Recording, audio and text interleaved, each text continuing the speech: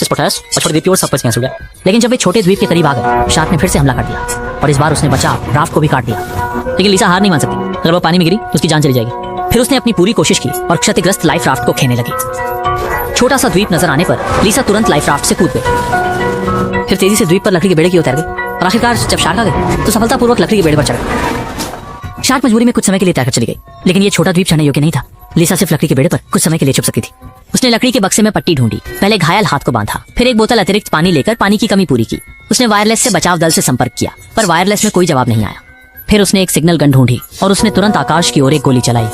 पूरी तरह से भूल गई कि दिन में सिग्नल फ्लेयर को देखना मुश्किल होता है। कुछ नहीं कर सकती, वो केवल बचाव दल के आने की प्रार्थना कर सकती है। जब वह इंतजार कर रही थी, अचानक देखा कि ऐना मरी नहीं है, वह समुद्र में तैर रही है, लेकिन इस समय वह बहुत कमजोर है। लिसा ने जल्दी से रस्सी ढूंढी और फिर ऐना की तरफ फेंकी ताकि उसे ऊपर खींच सके। इस समय शार्क फिर से उनकी ओर तैर कर आ रही थी। अच्छा हुआ कि लिसा ने समय रहते अन्ना को लकड़ी के बेड़े पर खींच लिया। सुरक्षित होने के बाद दोनों गले मिली और बातचीत के दौरान पता चला कि उनके अन्य सभी साथी मारे गए हैं और अब सिर्फ वे दोनों ही बची हैं। जीवित रहने के लिए उन्हें आत्मरक्षा के लिए कोई तरीका निकालना होगा।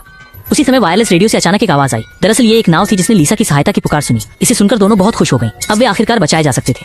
लेकिन जिस समय यॉट उनकी तरफ आ रही थी, तभी शार्क ने सीधा यॉट पर हमला कर दिया, जिससे एक क्रू मेंबर दुर्भाग्य से समुद्र में गिर गया। साथी उसे खींचने की कोशिश कर रहा था, लेकिन शार्क ने उसका हाथ सीधा काट दिया और फिर उसे धक्का देकर समुद्र में गिरा दिया। आखिरकार वह शार्क का भोजन बन गया। ये दृश्य देखकर दोनों बहुत डर गईं और बचाव की उम्मीद तुरंत खत्म हो गई। शांत होने के बाद उन्होंने निर्णय लिया कि वे निष्क्रिय नहीं बैठ सकते। अगर वह यॉट पर चढ़ जाए तो वे आत्मरक्षा कर सकती है। लेकिन इन चिपचिपे शार्कों से कैसे छुटकारा पाया जाए? तभी अन्ना को एक विचार आया। उसने एक हिलते हुए चट्टान पर रस्सी बांध दी और तैयार होने के बाद उसने लिसा को आकर्षित करने के लिए कहा। शार्क आई, लेकिन काफी देर तक कोशिश करने के बाद भी शार्क का कोई निशान नहीं दिखा। तब लिसा ने हिम्मत कर ली और अन्ना के मना करने के बावजूद सीधे समुद्र में कूद पड़ी।